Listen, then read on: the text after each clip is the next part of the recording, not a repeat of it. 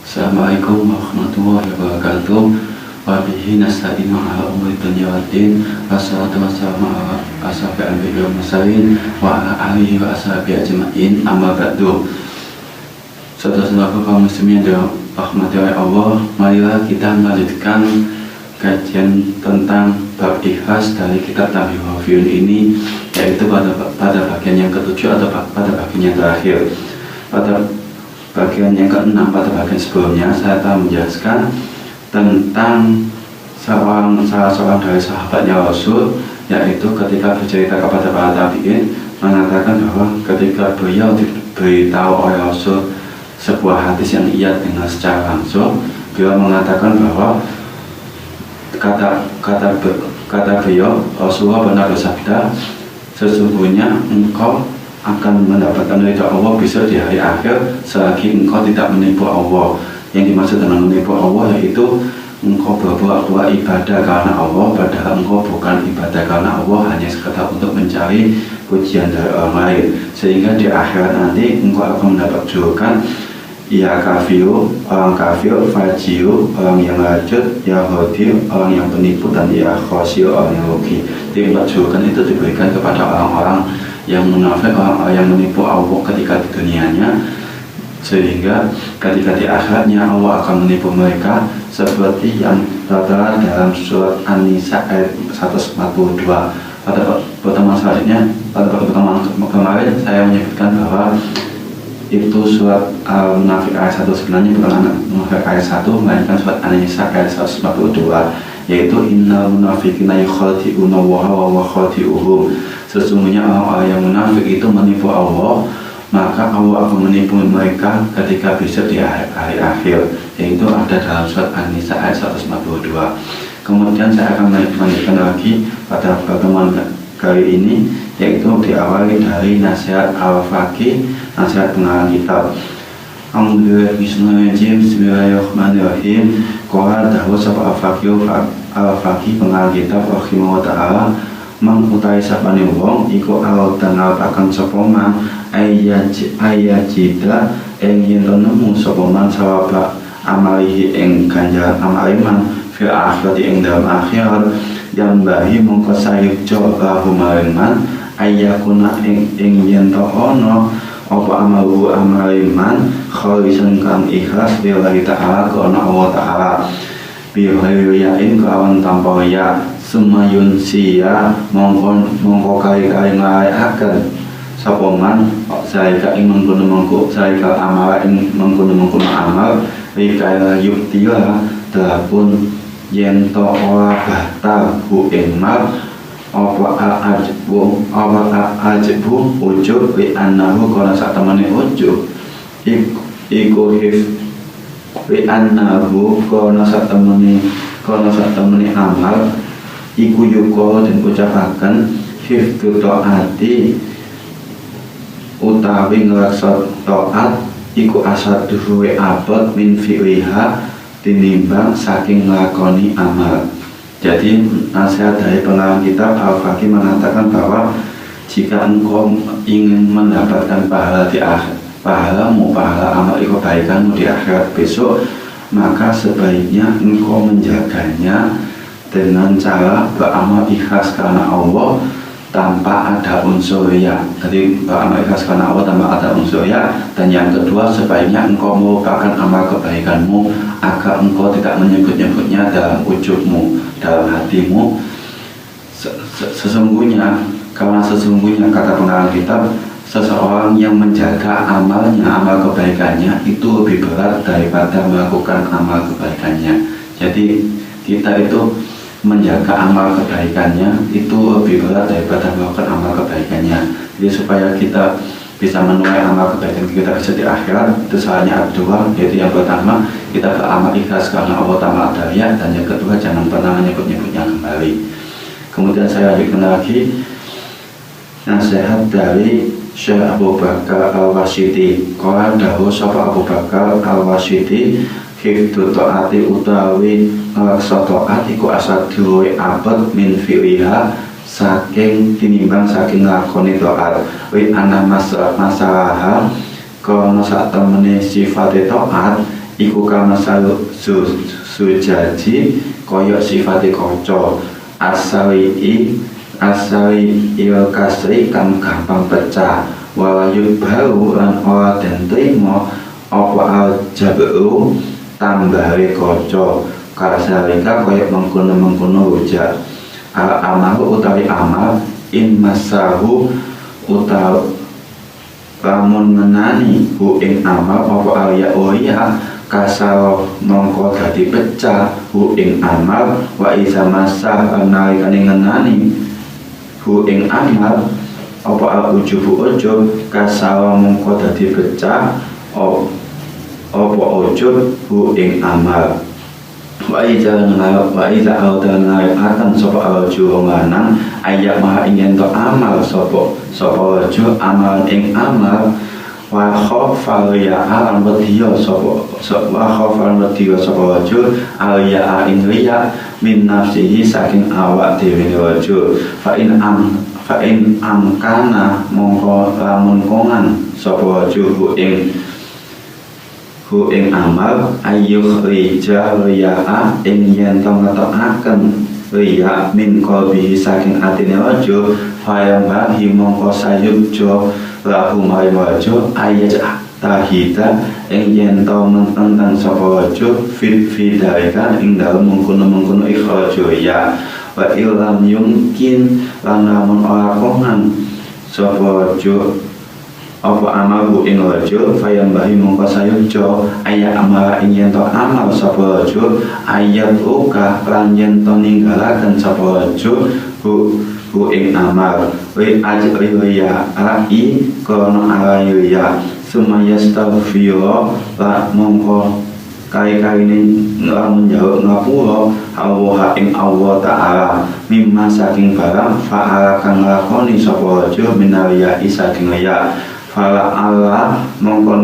menawa fala Allah taala mongko menawa Allah taala aywa fika ing yen to paring taufik pertolongan hu ing wajah ikhlas kono ikhlas fi amalin akhir ing dalam amal kang meneh. Jadi ini nasihat dari Syekh Abu Bakar Al-Wasiti mengatakan bahwa menjaga amal kebaikan itu lebih berat daripada melakukannya. Itu sifatnya seperti kaca, yaitu kaca yang mudah pecah. Apabila kaca itu sudah pecah dan kemudian untuk menambahnya lagi itu akan kesulitan daripada bentuk sebelumnya, akan tidak sama daripada sebelumnya. Sama halnya dengan amal kebaikan, yaitu ketika dipecahkan oleh sebuah riya, maka amal itu akan sulit untuk ditambah lagi, seperti halnya kaca yang tidak bisa utuh seperti semula. Jadi seperti itu menurut pendapat dari Syekh Abu Bakar Al-Wasiti. Kemudian beliau menjelaskan ujub selain ya ujub itu juga bisa dapat memecahkan amal kebaikan untuk tidak bisa kembali lagi utuh seperti semula. Jadi ada dua hal menurut Syekh Abu Bakar Al-Wasiti, yaitu ya dan ujub yang bisa merusak amal kebaikan sehingga tidak bisa lagi kembali lagi ke bentuk semula, seperti halnya kaca yang pecah tidak bisa kembali lagi ke bentuk semula. Dan apabila seseorang itu menghendaki untuk berbuat amal dan takut riya terhadap dirinya, dan dia mungkin khawatir akan keluar riya di dalam hatinya, maka dia sebaiknya bersungguh-sungguh untuk melakukan kebaikannya. Jadi lebih baik melakukan amal kebaikannya dan berusaha untuk meminta pertolongan kepada Allah agar menghilangkan riya yang ada di dalam hatinya. Sebab jika seseorang itu takut akan berbuat riya, maka seseorang itu akan meninggalkan amal kebaikannya sehingga sulit untuk melakukan amal kebaikan. Jadi menurut Syekh Abu Bakar Al-Wasiti mengatakan lebih baik teruslah berbuat kebaikan meskipun itu engkau tidak bisa menghindarkan kepada riya, dan berusaha untuk meminta pertolongan kepada Allah agar riya dalam hatimu itu mudah dihilangkan, daripada engkau takut untuk berbuat amal kebaikan karena riya sehingga engkau tidak melakukan amal kebaikannya. Jadi teruslah berbuat kebaikan dan berusaha untuk menghilangkan riya sedikit demi sedikit dengan menggunakan pertolongan Allah, agar Allah memberikan pertolongannya dengan memberikan rasa ikhlas dalam hatimu di dalam amal-amal yang lainnya, sehingga Allah menolongnya. Begitu. Saya lanjutkan lagi, yaitu dalam peribahasa disebutkan wayuqal dan ucapakan fil masal ing dalam kalam masal inna dunya sak temene dunya iku rusak mundak mata dadi sepi mati apa dunya almuuna sapa wong kang padha ya ko bi annahum kono sak temene muun kanu iku ana apa muun iku ya mauna padha amal sapa muun al-akmal ing amal kang bagus, al-akmal biwi ing amal kang bagus, al-akmal biwi ing amal kang bagus, mislibatoti hale ngumpamane biyo-biyo bangun pondok, wal konati lan bangun biyo-biyo gedung, wal masjid lan bangun biyo-biyo masjid. Fakana mongko ono Pinasi iku tetep kedua menungso fiha ing dalem mulaun apa manfaate wa ing kana tantamun ono apa amal ya ikono ya faubama mongko kadang iku yang manfaatiku ing amal apa du'a'u ahadin dungane wong siji minal muslimina saking wong kang muslim. Jadi diriwayatkan dalam sebuah peribahasa mengatakan bahwa dunia itu menjadi sepi, menjadi mati jika tanpa ada orang yang riya. Sebab karena adanya orang yang riya, banyak orang-orang yang beramal yang menyumbang membangun gedung, membangun sekolah, membangun masjid. Semuanya itu menjadi ramai karena banyaknya orang-orang yang membangun, meskipun di antara mereka ada yang riya, ada yang tidak. Jadi bisa memberikan manfaat kepada sesamanya, meskipun di antara mereka tetap masih ada yang riya, meskipun ada yang tidak. Jadi orang-orang yang riya, yang menyumbang tersebut, meskipun dalam hatinya masih ada riya, mereka tetap dapat doa dari orang-orang muslimin yang memanfaatkan gedung-gedung sumbangan mereka, sekolah-sekolah sumbangan mereka, ataupun masjid-masjid sumbangan mereka, sehingga mereka tetap meskipun beramal karena riya, mereka tetap dapat doa akibat dari sumbangan-sumbangan yang mereka lakukan.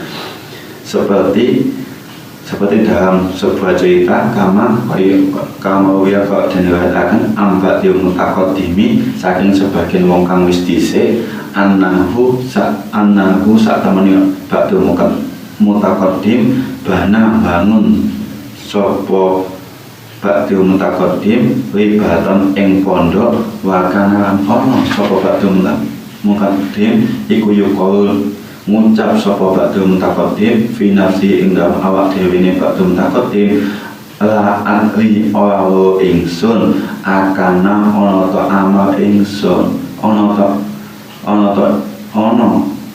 apa amal ingsun hasa utawi iki amal billahi ta'ala kon Allah ta'ala amra utawa ora fa'ata mongko nekani ku ing bakdo mutaqaddim atin sapa wong fi mana mihi ing dalem dune bakdo mutaqaddim faqala mongko ngucap sapa wong lahum maring bakdo mutaqaddim ilam yakun lamun ora ana apa amal ka amal sira lillahi ta'ala kon Allah ta'ala fatu aku mongko padha ndonga sapa muslimu biyo wong kang muslim alaji iku wong akeh ya tekuna kang padha ndonga sapa muslimin wa kamaring sira fa wa mongko utawi donga iku lillahi kok tetep kono Allah Ta'ala fasawa mongko bunga sapa bakdo mutaqaddim bijalika kawan mengkono impen.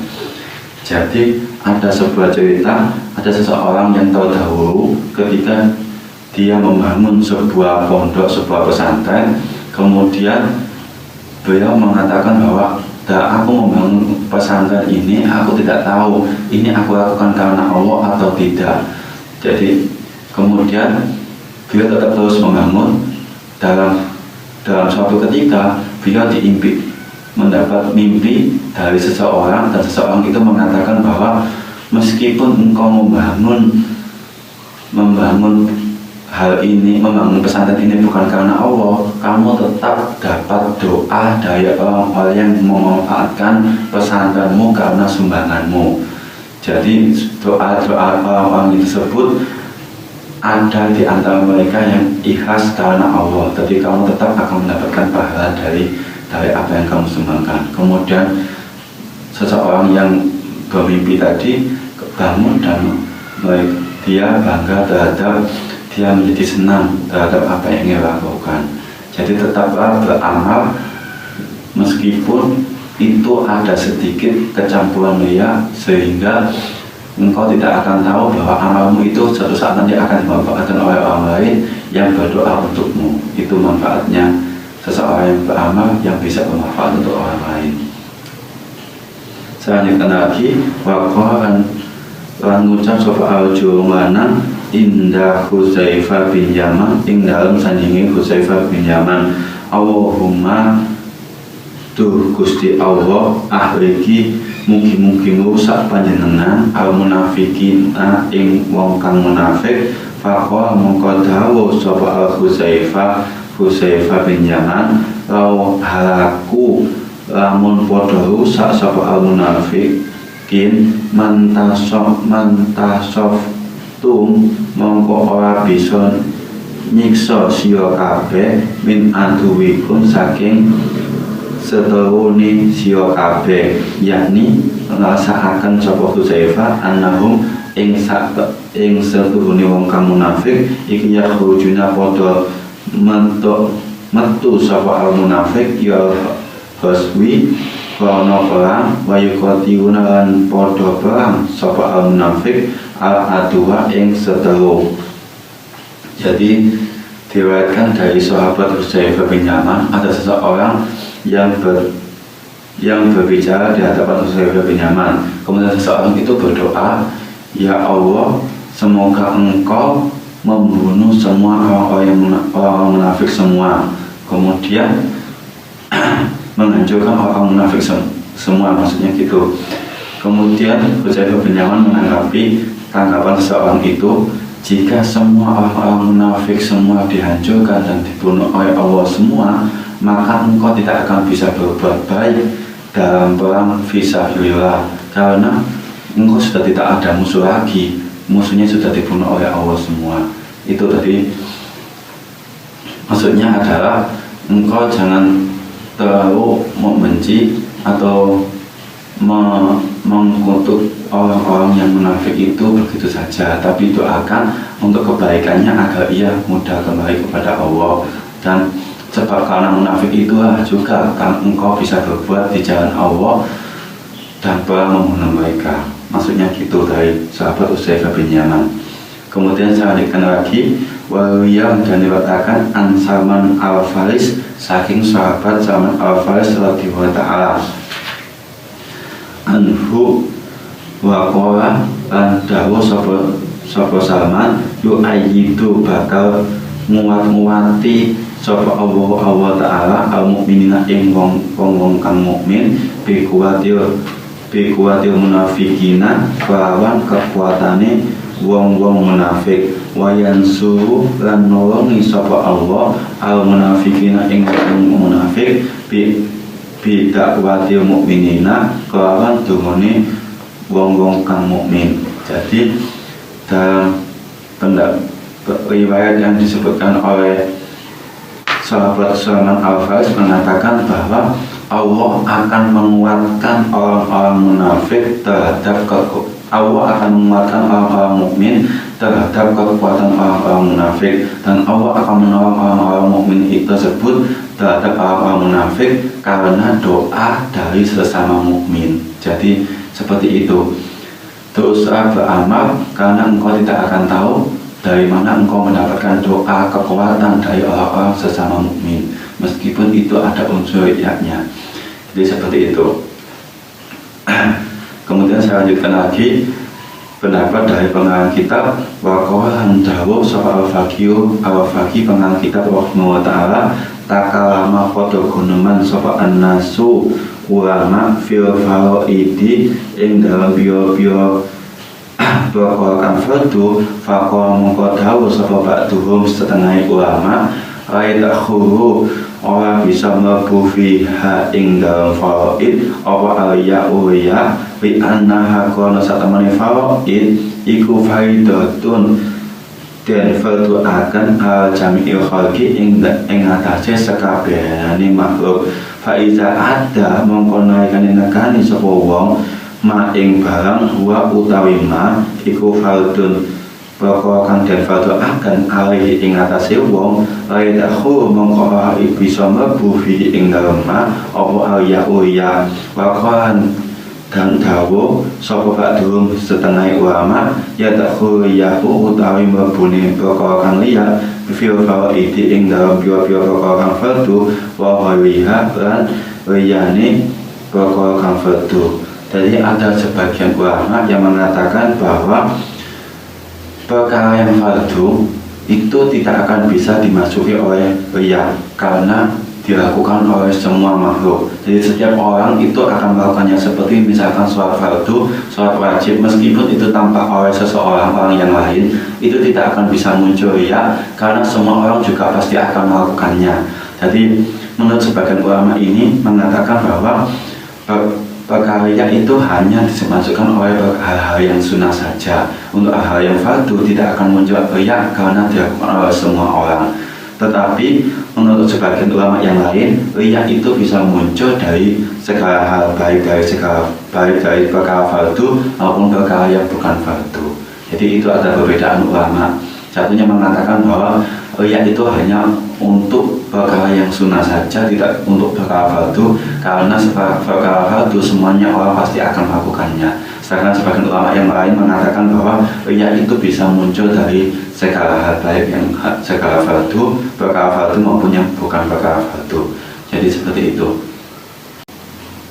Kemudian saya lanjutkan lagi, yaitu pendapat dari al-Faqih pengarang kitab. Kalau dawuh sapa al-Faqih pengarang kitab haza utawi iki amal fardu indi ing dalem menggo ing dalam sandingi ingsun awajhaini ing atas pendapat kang loro ingkang namun ana sapa wong iku yu adil faida nalikane nekani sapa wong ing perkara fardu wa annasi kono nuduh hae menungso walau lam yakun senajan ora ana apa wi nasi sejo nuduh hae menungso lakana mongko yekti ana sapa wong layu ati ora nekani sapa wong hak ing faraid fahaza mongko utawi iki wong iku munafikun tamun munafik kang sempurna wa utawi munafik kang sempurna iku minal lazina saking wong akeh kang tau sapa Allah fihim ing dalam alazina. Jadi menurut pendapatnya pengarang kitab al-Faqih bahwa dalam dua hal pendapat tadi dijelaskan bahwa baik yang perkara fardu yang dilakukan bukan karena Allah atau yang perkara sunnah yang dilakukan bukan karena Allah, itu jika memang seseorang itu masih memiliki iman, masih memiliki keyakinan terhadap Allah, maka dia bisa mengontrol riyanya agar mengontrol amalnya agar tidak mudah terjangkit penyakit riya. Tetapi jika dia tidak bisa sekecil apapun untuk mengontrol amalnya agar terhindar dari penyakit riya, meskipun di saat kondisi apapun dia tetap masih ada riyanya, maka dia disebut sebagai seorang munafik yang sempurna. Di munafik yang sempurna seperti itu, dia tidak bisa meminimalisir riyanya, tetap ada riyanya dimanapun ia berada dan tidak bisa meminimalkan riya yang ada dalam tubuhnya dan dirinya, sehingga dia disebut sebagai seorang munafik yang sempurna, seperti yang difirmankan Allah dalam surat An-Nisa ayat 145 dijelaskan innal munafiqina fi darkil asfali minan nar. Innal munafiqina sak temene wong kang omong munafik fi darkil asfali ing dalem undhake kang paling nisor minan nari saking neraka. Jadi sesungguhnya orang-orang yang munafik itu berada di tempat yang paling bawah dari neraka, yakni ngersakaken sapa Allah fil hawiyati ing dalem neraka hawiyah ma'al ali fir'auna ing dalem sertane keluargane Fir'aun wa annahu kana satemene wong kau kang lamun ana sapa wong iku tauhide wong sahihan kang bener horizontal kang ikhlas lakana mungko yekti ana apa tauhid layan namu ora bisa nyegah apa amalku ing wong an ada al-fawaidi saking nekani perkara kang fardu wa in kana lamun ana iku ati nekani sapa wong al-fawaida ing perkara kang fardu ila annahu kejaba setune wong iku ati nekani sapa wong ha ing perkara kang fardu indan nasi ing dalem sandinge masyarakat wa ahsana iku we bagus wa atamana we sempurna wa ilam yao kandamun ora ningali sapa wong hu sapa masyarakat hu ing wong ahadun ing wong siji yu adi mongko nekani sapa wong hu ing amal nakisotan hari kurang falahu mongko hak tetep ono iku sawabun ganjaran nakisu kang kurang wa sawaban ono ganjaran iku maujud kasihadati krono alai tambahi amal wa utawi wong iku mas'un den dangu anha saking amal muhasabun tur den hisab aiha ing ngatasi amal wallahu utai Allah iku alamu kowe ngerti. Jadi maksudnya adalah sesungguhnya orang-orang munafik itu dalam surat An-Nisa ayat 155 ditempatkan dalam sebuah neraka yang paling dasar, yaitu yang dimaksud neraka paling dasar itu adalah neraka hawiyah beserta dengan kepala keluarganya Fir'aun. Karena sesungguhnya jika seseorang yang memiliki tauhid yang benar, yang keimanan yang kuat, dan hati yang ikhlas, hati yang bersih untuk Allah, maka tidak akan bisa mencegahnya untuk berbuat riya ketika ia melakukan perbuatan yang fardu. Jadi selama dia berada dalam tauhid yang benar, keimanan yang kuat, hati yang ikhlas, tidak akan muncul riya dalam perkara yang fardu.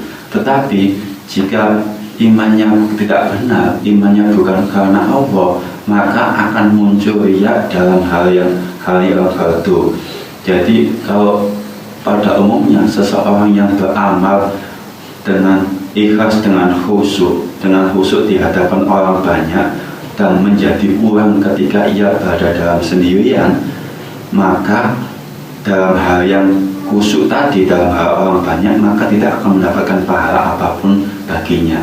Jadi ketika ia melakukan perbedaan dalam amal, ketika di hadapan orang banyak dia menjadi khusyuk, dan ketika di hadapan orang tidak ada seorang pun dia menjadi kurang amalnya, menjadi tidak khusyuk, menjadi asal-asalan, maka di dalam hal yang banyak pun amalnya bisa menjadi hilang juga karena ada perbedaan hal dalam kondisi amalnya seseorang tersebut.